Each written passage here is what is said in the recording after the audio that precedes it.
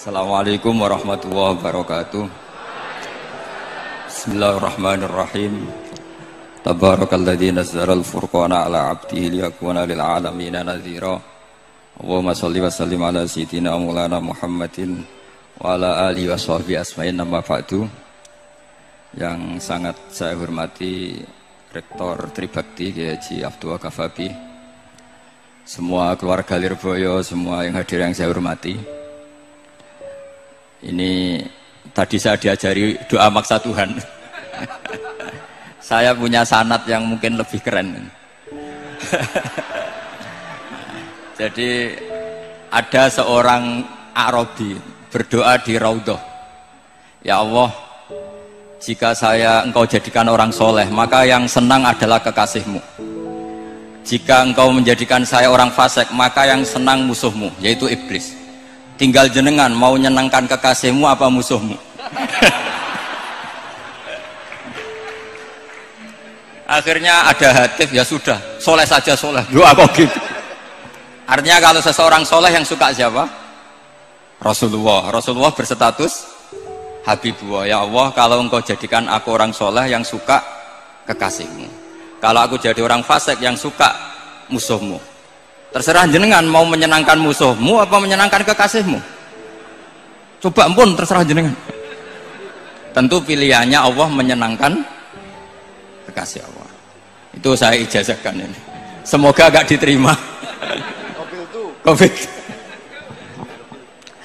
Jadi kalau di Ihya itu ada Kitabul Wujdi, ada yang baca Al-Wajdi. Tinggal zaman mondok ngarokati apa enggak tahu saya. Resiko mondok Lirboyo memang gitu, kata Mbah Mun itu harus semuanya diharokati. Tapi kata Mbah Mun ini sarang, jangan harokati semua, jangan maknani semua. Kalau dalil di sini katanya kan apa itu, al ilmu sayyidun wal kitabatu qaiduhu. Jadi ilmu itu ibarat hewan liar, supaya enggak liar dicancang gitu. Tapi kata Mbah Mun abok cancang kabeh ya ketekekan mati gitu. Jadi ini, nah saya ini kan dikatakan Gus Kafabi tadi cucu murid. Ini saya senang sekali karena memang saya jarang mau diundang pengajian umum. Karena diundang itu artinya kan makmur, diperintah. Sehingga ini sekaligus maklumat, yang nggak merasa mbah guru jangan ngundang saya, itu kualat nanti. Karena saya berkali-kali bilang hormat kiai itu wajib, tapi ngatur kiai itu haram. Jadi aturan mainnya jelas, hormat kiai itu wajib, seneng kiai wajib, tapi kalau ngatur kiai haram. Ngatur itu ya fatwa itu, fatwa ya. Begini, saya ini baru neliti, mungkin ini tahadus bin nikmat. Saya berkali-kali rembukan sama, termasuk diantaranya sama Profesor Quraisy Shihab. Itu mau menjadikan manhajul Quran itu mudah. Di antara kitab yang saya pelajari serius itu kitab Syajaratul Ma'arif. Nanti sebagian tak tinggal di sini biar diajarkan Gus Rizan. Itu rencananya PSG Pusat Studi Qurannya Pak Kures itu menerbitkan itu. Sementara ini sekarang di UI Universitas Islam Indonesia saya juga ngajar kitab itu. Kitab itu begitu mudah, menjadikan Quran itu pegangan. Kalau di sini katanya mau dimilenialkan itu, milenial itu. Itu begini, misalnya begini. Ini saya beri contoh. Jadi peristiwa-peristiwa khusus yang ada di Quran itu ditabwib secara umum. Jadi ini saya nanti tidak guyon supaya apa Gus Rizza gak kelihatan kalah, karena kalau guyon-guyonan itu menang saya. Saya ini orang Pantura. Saya misoh saja ada dalilnya. Karena memang dalam tarikh-tarikh itu gitu. Ini Muhammad ponakan kamu, kata orang-orang kafir. Saffaha ahlamana wasabba alihatana. Semoga gak ada yang menerjemah wasabba alihatana. Kitab itu mudah sekali. Misalnya begini, saya beri sekian contoh, mungkin 3-4. Babu nafil ibad bikullil bilad. Bab kalau seseorang itu harus manfaat di mana saja dia berdomisili. Terus beliau secara mudah bilang, qala ta'ala hakian an Isa bin Maryam wa ja'alani mubarakan ainama kuntu. Saya adalah orang yang hidup di mana-mana itu membawa apa? Berkah. Terus beliau memberi judul secara umum Babu Nafil Ibad Bikullil Bilad. Sehingga saya di Rembang, di Lirboyo atau di mana saja, etikanya satu, harus bermanfaat. Setidaknya manfaat kalau ada orang ingin menang ya saya ngaku kalah lah. Kalau ada orang yang ingin saya angkat jadi murid ya oke, saya jadi murid beliau. Enggak masalah. Karena bagian dari kesalian itu tawaduk. Pasti yang tawaduk jadi wali karena man tawadu'a rafa'ahu Allah. Yang kumo luhur jadi guru pasti tidak jadi wali.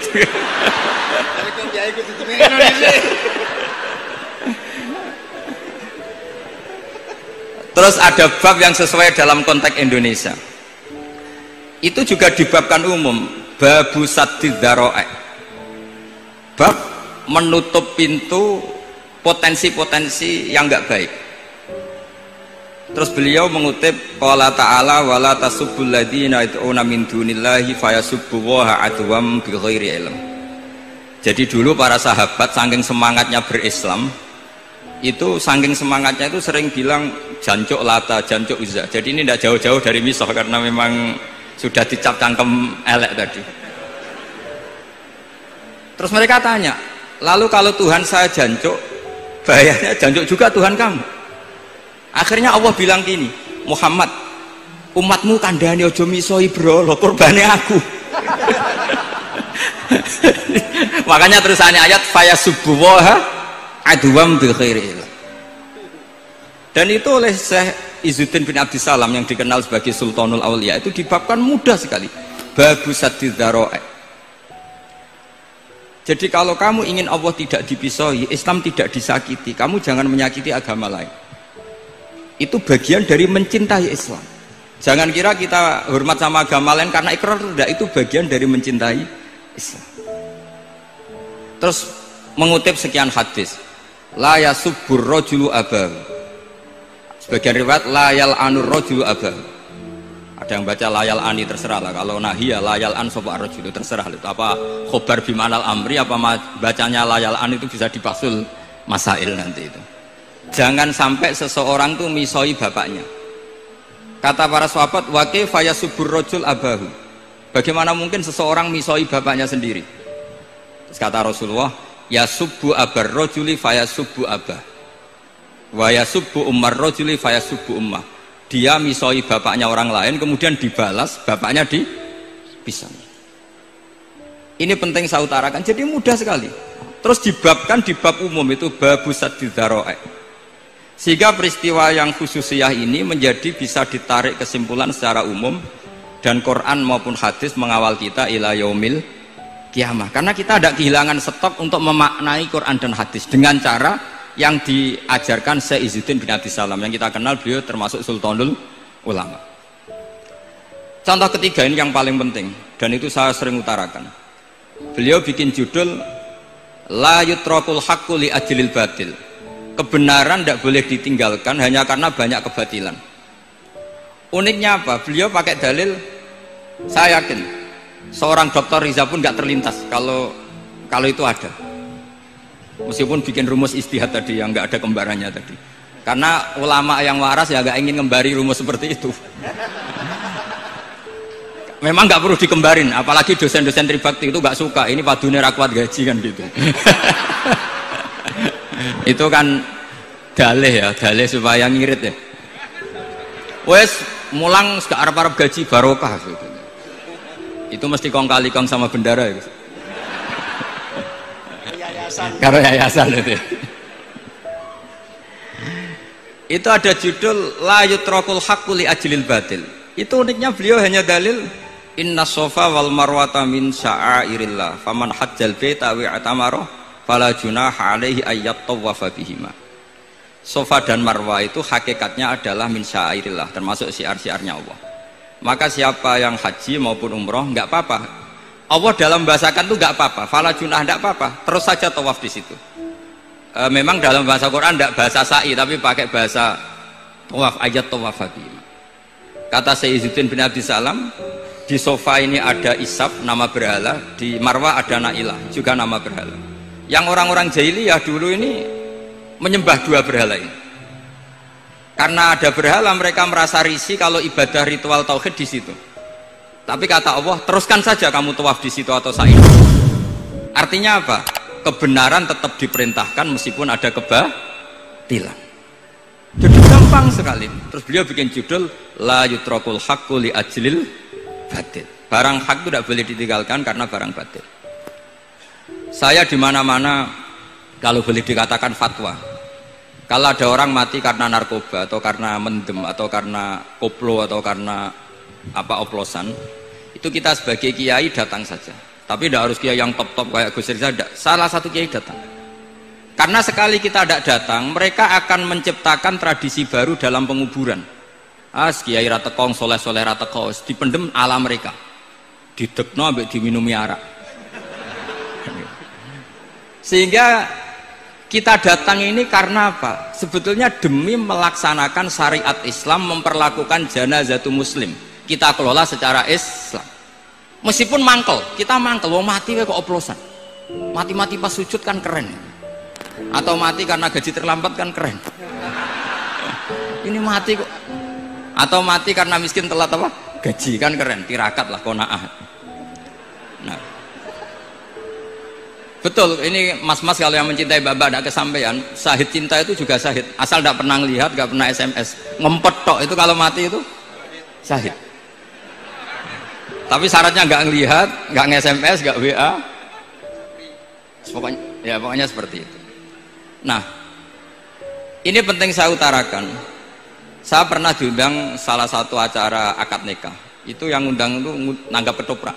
Gus, nanti ada ketoprak di rumah saya, tapi jangan nggak usah lihat itu. Tapi jam 9 ngakatkan anak saya. Ya saya datang. Pas itu memang nggak ada witir, saya datang. Itu sudah ada biduannya banyak di situ. Kenapa saya datang? Pikiran saya tadi, kalau kiai tidak menyaksikan akad nikah, nanti mereka bisa bikin cara akad dengan cara mereka sendiri. Sehingga takbir-takbir yang di fikih, misalnya walimatul ursi itu kalau ada ikhtilatur rijal wan nisa haram hadir. Itu nggak pernah dilakukan oleh guru-guru kita. Setahu saya Mbah Mun, bapak saya, guru-guru kita, meskipun ada ikhtilatur rijal wan nisa, mereka kalau ada walimatul ursi asal tidak ada udzur itu datang. Karena la yutrakul haqqu li ajlil batil. Padahal jelas di bajuri di Anatu Talibin, jika hunaka muharramun harumal hudur. Entah kalau Gus Rizal baca hurrimal hudur atau harumal hudur, tidak tahu, saya ini kan bisa debat ini. Karena saya santri sarang, jadi kalau baca 2 kali harumal khudur atau hurrimal khudur. Tapi kalau yang santri sini mau tidak mau ya anut harokatnya guru tadi. Resikonya nurut itu harus ikut haruma apa hurrima. Kalau saya karena nggak dimaknani, jadi ya bingung. Maksudnya bingung milih, saking banyaknya ilmu. Bukan bingung karena goblok, bukan.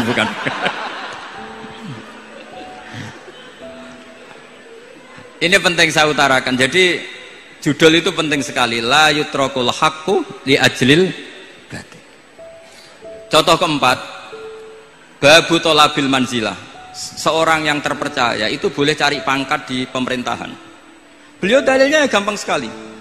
Yusuf ketika merasa mampu mengendalikan ekonomi, ketahanan pangan zaman itu, beliau matur ke Aziz, ke penguasa Mesir, qala ja'alni ala khazainil ardh.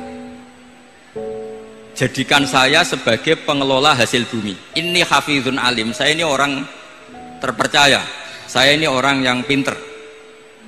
Maka ngaku pinter itu boleh asal pinter betul. Karena Nabi Yusuf bilang ini hafizun alim. Ini sudah 4, sampai berapa? 7 sampai 7. 5 aja nanti ilmunya habis.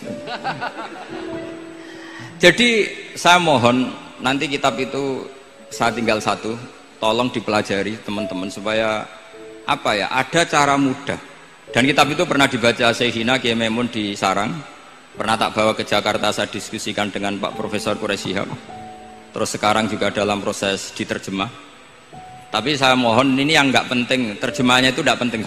Ini anak-anak Lirboyo kan bisa ngartikan sendiri, bukan sekedar terjemah tapi ngartikan sendiri. Itu unik, cara memahami itu unik sekali dan mudah. Jadi setiap peristiwa khusus itu diberi judul umum. Nah barokahnya judul umum ini, Quran itu menjadi ngawal kita ila yaumil qiyamah. Tapi kalau itu kamu anggap ini peristiwa Yusuf, ini peristiwa Yakub, peristiwa Ibrahim, maka seakan-akan Quran itu tidak untuk kita. Makanya tadi, misalnya wala tasubul ladina dibabkan babu saddid dzara'i. Itu semudah itu, segampang itu. Sehingga dalam kitab Minhajul Abidin diterangkan ada seorang wali yang takut dosa karena banyak perempuan cantik yang pakai celana pendek, banyak bulat lah di dunia itu. Singkat cerita dia uzlah, dia santai-santai di gunung makan rerumputan. Terus ada wali yang kelasnya lebih tinggi. Kamu di sini ngapain uzlah? Kenapa? Meninggalkan dosa. Terus digojlok sama wali yang lebih senior. Kira-kira ya saya gojlok Gus Rizal gitu. Kata si wali yang lebih senior tadi, taraktum ummata Muhammadin fi aidil mubtadi'ah. Sebetulnya kamu itu tidak menghindari dosa, tapi malah parah. Ketika umat tidak kamu pimpin, artinya membiarkan dipimpin kelompok lain. Dan itu bisa orang ahli bid'ah, bisa orang kafir, bisa yang lebih menyesatkan. Jadi uzlah itu tidak solusi. Ini pentingnya pembanding. Jadi gak apa-apa nanti setelah saya ngisi, dikasih kesempatan untuk bully saya, gak apa-apa. Saya terlalu sakti untuk dikalahkan. Jadi artinya muhibbin saya itu gak ngefek lah kalau saya diadili siapa? Gus Riksa. Gak ngefek. Jadi menurut saya nanti tak kasih kesempatan untuk ngadili saya. Terus setelah itu selesai, saya tidak jawab lagi. Sebagai latihan calon wali itu harus sabar, man. Jadi wal kadhiminal ghaidha wal afina anin nas. Jadi setelah saya dibully nanti saya bilang sudah saya maafkan, wassalamualaikum, terus gitu. Terus contoh yang paling ekstrim gini Gus Rizal, ada contoh babu jawazin namimah limaslahatin. Bab boleh adu-adu itu mengadukan satu peristiwa yang buruk ke orang lain karena maslahat. Itu contohnya unik sekali. Saya ini bingung, masa ada namam atau namimah kemudian ditoleransi. Terus beliau pakai dalil wajah rajulun min aqsal madinati yas'a qala ya Musa innal mal'a ya'tamiru nabikal yaqtuluka fakhrus innilaka minan nasihin. Musa, saya ini pegawai kerajaan Fir'aun, saya termasuk perwira di kerajaan Fir'aun. Saya tahu rapat tadi malam itu memutuskan menangkap kamu untuk dibunuh, maka kamu harus secepatnya keluar dari Mesir. Itu kan sebetulnya tipikalnya agak namimah, adu-adu, tapi limas lahatin. Itu mudah sekali kitab itu. Jadi saya mohon anak-anak Tribakti yang mau mengkaji Quran ingin alim, pakai kitab itu. Saya jamin kalau khatam pasti alim, khatam paham maksudnya. Daripada sampean pakai metode usul fikih itu keruwetan, karena selain judulnya sudah ruwet, lubul usul itu sudah ruwet. Dulu saya ngaji di sarang itu semua satu kelas itu semuanya dapat 4 terus. Kecuali saya tidak dapat nilai karena gurunya bingung biji. Tidak tahu bingungnya itu karena dianggap terlalu alim atau terlalu goblok, tidak tahu saya. Yang jelas usul fikih saya itu nggak ada nilainya. Begini kalau dalam usul fikih kan begini. Ya ini agak menghormati pasca sarjana, jadi agak-agak ruwet biar kesannya itu ya intelek atau pinter lah gitu. Kalau guyon terus itu kan nganggep sampean itu isane mau paham guyon itu, jadi gak ngergani orang seperti orang guyon terus itu. Tapi ini agak serius. Begini, misalnya saya sebagai kiai ngundang Zaid, kamu kesini, saya jelas sebut Zaid kesini, ada tamu. Sebetulnya saya ingin Zaid apa ingin cah dalam siapa saja asal bisa melayani tamu. Zaidun itu zikrul ba'di wa iradatil kul apa zikru Zaidin fi ainihi. Itu kan jadi perdebatan di ilmu usul fikih. Ketika Zaid gak ada, terus di situ ada pelayan yang bernama Bakar Umar gak datang, pasti kayaknya marah. Cek sombong ya santriku, tak udang ra ono sing moro. Terus misalnya anak-anak bilang, Pak Yai Anda kan tadi manggil Zaid, gak manggil kita. Cek goblok maksudku ono sing nyuguhi teh. Ora kudu Zaid, Bakar Umar ya kena. Bocah kok goblok kan mesti gitu. Artinya gini, menyebut aktor dalam Quran atau hadis itu yuradu syakhsun bi'ainihi, apa itu bagian dari zikrul ba'di wa iradatil. Sehingga semua peristiwa di Quran, entah itu nyebut Fir'aun berarti mewakili orang togo, orang yang lajut, menyebut Musa mewakili orang baik. Apa bagaimana? Itu jadi perdebatan. Lah itu di kitab usul fikih itu penjelasannya ruwet sekali. Sehingga mungkin misalnya begini dalam satu kaidah usul fikih. Hormati tamu yang datang ke saya, siapa saja. Setelah itu saya ralat, hormati Zaid jika datang bertamu ke saya. Dalam usul fikih itu potensi Zaid ini menjadi mukhassis, berarti siapa saja menjadi batal karena ditaksis kata Zaid. Ada potensinya begini, siapa saja tetap berlaku, dan kiai menyebut Zaid adalah zikru ba'di afrodi dzalikal kulli, menyebut individu dari kuliah yang masuk. Jadi tetap hormati tamu siapa saja, yang termasuk siapa saja adalah Zaid. Apa siapa saja tidak menjadi hukum karena terganti hanya khusus Zaid. Itu jadi perdebatan di perdebatan usul fikih. Jadi terlalu ruwet. Tapi kalau di kitab tadi yang Syajaratul Ma'arif karangannya Izzuddin bin Abdus Salam, itu gampang sekali. Saya baca itu min awali hatta akhir itu tidak ada yang iskal, gampang sekali, mudah sekali. Karena tadi mungkin dikarang ahlinya dan dibaca oleh ahlinya, jadi gampang sekali ini. Jadi semudah itu, istidlal itu gampang sekali. Ya saya ulang lagi tadi, karena ditulis orang ahli dan dibaca oleh orang ahli. Tapi saya pastikan kitab itu tuh mudah sekali. Kenapa saya menyarankan begitu? Karena begini, sekarang itu banyak orang menafsirkan Quran karena hanya melihat terjemah atau dengar-dengar dari orang lain. Sementara kita yang gudangnya, kita ya semua lah, santri, sarang, lirboyo semua, itu tidak mau memulai. Andai kan kita mau memulai, maka kita akan tahu apakah zikrus syek itu menjadi takyin, harus itu, atau zikrus syek itu zikrul ba'di wa iradatil qul. Saya beri contoh masalah hukum fikih, karena ini bidang saya dulu ketika muda sering makili Anwar Musyawarah di Lirboyo. Dulu yang makili Lirboyo Gus Isom, Gus Rizza belum musuh saya dulu, belum musuh saya dulu. Jadi kalau musuh saya itu terlambat, saya sudah sufi, sudah agak ahli fikih, sudah pensiun, bukan karena sudah bodoh, tapi sudah ben diurusi sing nom-nom gitu. Sudah makom saya sudah ndak itu sudah. Ndak tahu entah makom saya dari mana, ndak tahu saya. Misalnya begini, saya beri contoh. Di antara yang nggak boleh dalam pernikahan adalah wa antajma'u bainal ukhtain, menikahi mbaknya plus adiknya, fi nikahin wahid tahta rajulin wahid. Jadi nggak boleh mempoligami mbak bersama adiknya. Kalau kita percaya zahirun nas, maka yang haram hanyalah wayoh atau berpoligami mbak dan adik. Dan itu bahaya kalau Anda memahami seperti itu.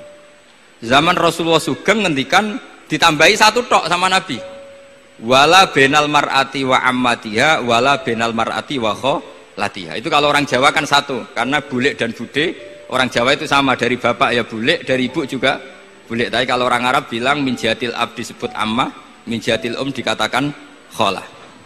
Nabi zaman Sugeng itu hanya nambah itu tok. Juga agak boleh menikahi ponaan plus buliknya, atau menikahi buliknya plus ponaannya. Kemudian oleh ulama fikih ditambahi satu kaidah, dua perempuan yang kalau saja laufurido itu kalau saja diandekan yang satu lelaki tidak boleh nikah, maka orang ini tidak boleh dijamu, dikumpulkan tahta rajulin wahid. Berarti memasukkan siapa saja, mbah dan cucunya, perempuan dan buliknya, perempuan dan saudaranya. Nah, artinya gini, andekan yang disebut Quran itu menjadi itu saja hukumnya, maka yang haram poligami hanya mengumpulkan mbak dan adiknya, karena Quran hanya bilang wa antajma'u bainal ukhtain. Tapi tentu itu kebodohan, mesti gak tahu ngaji usul fikih, kitab yang pantangannya orang banyak, ya pantangannya gurunya bareng. Jadi itu bukan pantangan muridnya saja, ya pantangan gurunya bareng. Akhirnya apa? Itu kita analisis bahwa ini mimbabi dzikril ba'di wa iradatil qul. Mungkin ada ulama yang era Imam Syafi'i meredaksikan wa antajma'u bainal ukhtain ibaratun anil jam'i bainal mahromen. Apapun itu, tetap ukhtain di sini itu satu percontohan mengumpulkan dua perempuan yang ada hubungan mahram, entah karena saudara kandung atau bulik bude atau mbah sama cucu. Lalu pertanyaannya, kenapa Quran tidak menyebutkan mbah dan cucu? Kebayang nggak misalnya Gus Rizza nikah orang perempuan cantik umur 25 plus mbahnya umur 70 tahun? Nggak mau membayangkan. Katanya tidak mau membayangkan. Artinya gini, orang waras itu tidak akan melakukan seperti itu, maka nggak perlu dilarang. Tapi nak rabi bae sesuai gedon jebule ayu adi itu banyak. Terus dongano bae mati itu banyak itu. Sehingga yang potensi bahaya itu wa antas mau penal ukten. Karena yang potensi nakal itu ya itu tadi. Ron ambake luwe ayu rabi adike, semoga kalau sedang keluarga orang lain ceraikanlah. Dungane maksa. Dungane maksa niku wae.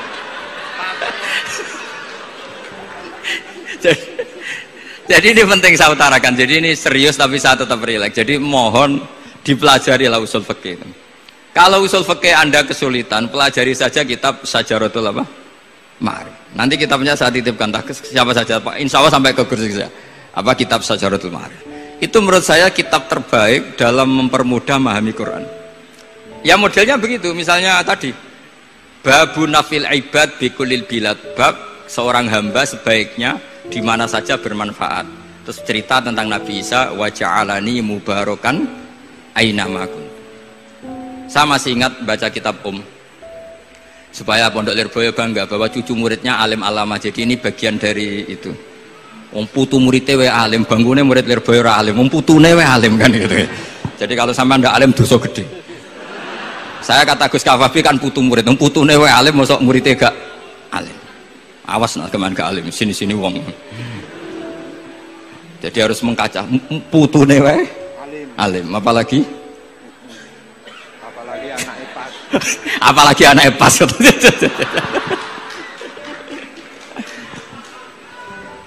Jadi tadi sampai mana guys? Lupa ya. Sampai adik ayu. Adik ayu. Mbake sing ayu. Ditungakno tadi. Iya, ditungakne bentang mati adike oleh mbake. Tapi adike mati Gus. Saya teruskan lagi ya. Jadi kalau saya masih ingat baca kitab karangannya Imam Syafi'i dalam tema yang mirip ini. Ketika beliau ditanya, boleh ndak seorang lelaki uzubah tidak nikah? Waqat qala Rasulullah sallallahu alaihi wasallam andeka sunnati faman rohiba an sunnati faleza minni. Itu kata Imam Syafi'i. Ya kalau dia tidak nikah karena benci sunnah Rasulullah itu buruk. Tapi kalau karena takdir dia tidak suka nikah atau gak payu rabi ya gak apa-apa. Terus Imam Syafi'i ditanya, apa dalilnya? Jawabnya Imam Syafi'i itu rileks sekali. Inna wa ta'ala dzakara abdan sholihan wa wasofa bi annahu hasur.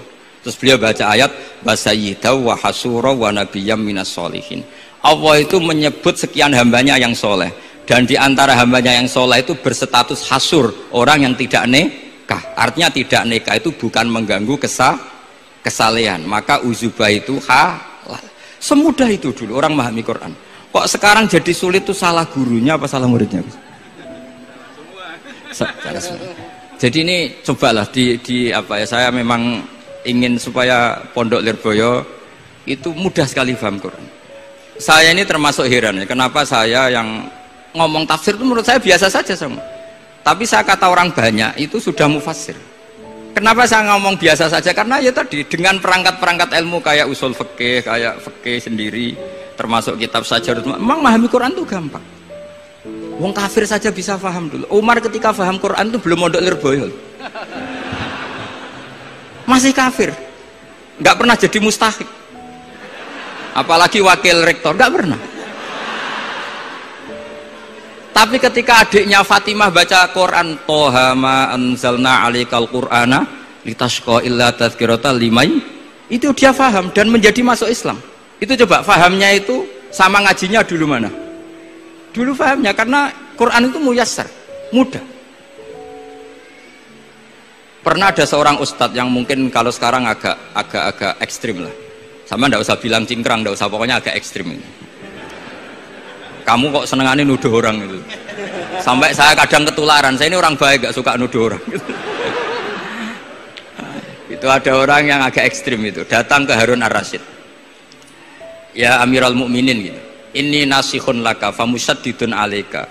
Fala tajidanna alayya fi nafsika syai'an. Saya ini orang baik-baik, ingin nasihati jenengan, cuma saya agak kasar. Musaddid itu agak kasar. Dalam bahasa Arab musaddid siddah itu kasar. Kasar atau tegas, kasar lah. Dalam konteks ini maknanya kasar. Fala tajidanna alayya fi nafsika syai'an. Mohon jangan dimasukkan hati. Apa kata Harun Rasyid? Ngendikan itu mudah sekali dan itu sangat Qur'ani. Kata Harun ar-Rasyid, uskut ya Ustad. Sebagian riwayat uskut ya jahil. Hei orang bodoh, kamu diam. Inna Allaha ta'ala ba'atha man huwa khairun minka ila man huwa syarrun minni. Wa ma'adzalika qala ta'ala faqula lahu qawlan layyinan la'allahu yatadzakkaru aw yakhsha. Kamu diam hei Ustaz bodoh. Allah Ta'ala itu mengutus orang yang lebih baik ketimbang kamu, yaitu Nabi Musa, ke orang yang lebih buruk ketimbang saya, yaitu Fir'aun. Itu saja harus beretika. Faqula lahu qawlan layyinan. Kok kamu sama-sama muslim mau main kasar sama saya? Kitabnya mana? Kira-kira seperti itu. Akhirnya Ustaz tadi ternyata jenengan lebih alim, mboten sos. Semudah itu orang memahami Quran. Inna wa ta'ala qad ba'asa man huwa khairun minka ila man huwa syarrun minni. Fa inna wa ta'ala ba'asa Musa. Wa Musa tentu lebih mulia ketimbang Ustadz ini. Ila man huwa syarrun minni. Saelek-elek Harun Rasyid itu jelek Fir'aun. Musa yang Rasul yang orang sangat baik diutus ke orang yang sangat buruk yaitu Fir'aun, itu saja beretika faqula lahu qaulal layyin. Harus sopan. Jadi kayak apa? Saya bayangkan kayak apa bahagianya kita kalau melihat santri-santri ini memahami Quran seperti ini. Itu kan mudah, nggak perlu dokter, bisa juga perlu, bisa, maksudnya bisa, nggak perlu dapat honoris causa dari apa tadi? Profesor cangkem elek tadi. Profesor bidang cangkem elek. Jadi karena Quran itu dalil, kata Ibnu Abbas, Al-Quran dalil itu mudah ditaklukkan, dibawa kemana saja itu bisa. Nah ini yang terakhir, khasnya NU itu wasilah. Ini terakhir, nanti setelah ini selesai. Tapi saya mohon MC atau moderator atau siapa lah ngasih waktu Gus Rizal untuk bully saya, dan saya jamin tidak tak balas.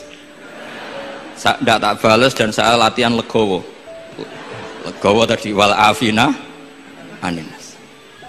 Sudah itu kata Rasulullah kan gitu, orang yang meninggalkan debat padahal dia benar, bana wau betan firbatil jannah. Jadi sudah saya ingin masuk surga lah, tidak usah repot-repot berdebat. Wasilah misalnya Gus Kafabi niru Mbah Makhros, atau Mbah Mun niru Mbah Karim niru Mbah Khalil Bangkalan sampai guru-gurunya. Karena zuriyatam ba'duha min ba'd. Saya juga alhamdulillah kemarin 3 bulan yang lalu, 4 bulan yang lalu Pak Said itu nyari nasabnya di Kudus. Kebetulan beliau sudah dengar-dengar kalau saudaranya Mbah Sahal itu sepupunya Mbah saya, nyari-nyari ketemu beliau senang sekali. Cuma terakhir tanya saya, Gus, saya dengan kamu tua mana? Tua saya, buyut kamu adik buyut saya, kata saya. Nyai Fadilah itu saudaranya buyut saya, Mbah Maksum buyut saya. Yang di Pondok Damaran, saya sampai sekarang masih ngajar di Pondok Damaran, belakangnya Masjid Menoro itu. Mbah Mun pernah cerita gini, orang itu banyak yang anti wasilah. Wasilah itu ya niru guru, gurunya guru. Langsung niru Kanjeng Nabi, atau langsung niru pangeran kan. Itu Mbah Mun saya masih ingat betul dalilnya, mau ihdinas siratal mustaqim siratal ladzina an'amta 'alaihim. Jalan yang lurus adalah mengikuti orang-orang yang telah engkau beri nikmat. Kenapa Allah tidak menghentikan siratoka, jalan kamu, jalan engkau? Allah itu tidak makan. Bagaimana cara kita niru Allah makan? Wong Allah tidak makan. Allah tidak tidur. Bagaimana kita niru Allah tidur? Fa inna Allaha la ya'kulu wa la yanam wa la yashrab. Nah, niru itu ya orang, kata Bamun, karena manusia itu hadis, Allah itu qadim. Jadi tidak ada hubungannya barang hadis dan barang qadim. Jika kalau ingin niru ya niru manusia. Manusia itu siapa? Ya tentu masternya Rasulullah. Tapi kan walau lala ulama lama arafnal anbiya. Tanpa ulama kita tidak tahu Nabi melakukan apa, karena ini butuh sanad. Masyhur itu, walau la murabbi lama arafna rabbi. Tanpa murabbi kita tidak tahu rabbi. Nah, ini penting saya utarakan, sehingga di Quran itu setiap orang baik itu disebutkan orang-orang baik itu siapa? Ulaikal ladzina an'ama Allahu 'alaihim minan nabiyyin min dzurriyyati Adam wa mimman hamalna ma'anu wa min dzurriyyati Ibrahim wa Israila wa mimman hadaina wajtabaina. Selalu orang baik itu diceritakan orangnya dan ngikuti orang juga. Ulaikal ladzina hadahum wa fa bihudahum muqtadi. Kenapa? Karena kita tidak bisa niru Allah, karena Allah itu tidak makan, tidak minum, tidak tidur, tentu tidak nikah. Tapi sekarang orang tuh geger, manut guru-guru ra mesti bener. Sing marai kaidah nak guru ra mesti bener tuh kita. Kita setiap ngajar di Lirboyo di Sarang bilang selain Rasulullah Muhammad tuh tidak maksum. Jadi mereka ketinggalan kalau ngomong kiai ra mesti bener. Tahu kita mulai kecil diajari selain Nabi kok ora maksum. Dekne ro ilmu anyaran kok ngandani sing mulai bayi alim, itu kan lucu. Kita mulai dulu tahu selain Nabi itu tidak maksum. Kok malah dikandani kiai tidak mesti bener, kenapa diikutin? Udah tahu kalau kiai tidak mesti bener. Cuma kalau kiai tidak mesti bener, nak kue mesti ra bener. Lagi-lagi gerakan cangkem elek kan gitu. Kalau kiai itu hanya mungkin tidak bener, kalau kamu mesti tidak bener.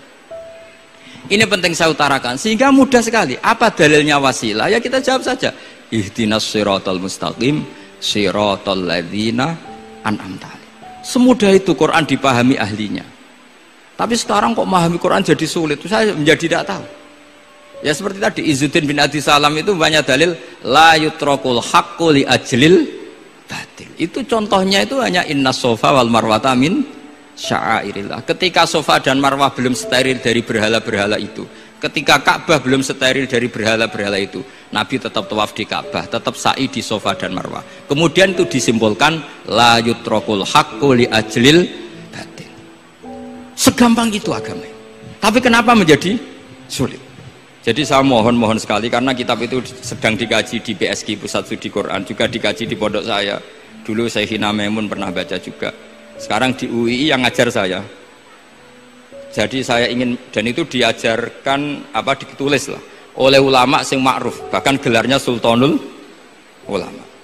Dalam kasafnya Sayyid Abil Hasan Asyadzili, dalam kasaf beliau mengatakan, saya pas kasaf dengar satu suara, satu hatif, ya Ali, ma'ala wajil ardi, tidak ada di muka bumi ini kajian fikih sing abha, yang lebih bersinar, yang lebih moncer ketimbang kajian Izzuddin bin Abdi Salam. Dan tidak ada kajian ilmu hadis mengalahkan kajian Abdul Azim Al-Mundhiri yang ngarang At-Targhib itu. Era Sayyid siapa? Abil Hasan Asyadzili. Dan tidak ada kajian ilmu hakikat sing abha min majlisika. Dan alhamdulillah kita punya kitab itu, Qawaidul Ahkam, Syajaratul Ma'arif, Izzuddin bin Abdis Salam. Juga kita punya kitab Abdul Azim Al-Mundhiri karena kita pakai At-Targhib At-Targhib itu mukhtasornya Muslim juga. Dan tentu kita juga punya Abul Hasan Asyadzili karena kita rata-rata ngaji hikam, kita tahu hikam adalah muridnya Abdul Abbas Al-Mursi dan beliau adalah muridnya Abul Hasan Asyadzili. Sehingga kita insya Allah ngalami dzurriyatam ba'duha min ba'd. Baik dzurriyah nasabiyah maupun dzurriyah sababiyah. Kayak saya tadi dikatakan Gus Kawabi putu Lirboyo karena Mbah Mun ngaji di Lirboyo. Dan saya bangga karena bisa bully jenengan semua, nak putune wae alim maupun meneh anake. Mun sepakat iki nak putune wae alim maupun meneh anake. Pun assalamualaikum warahmatullahi wabarakatuh.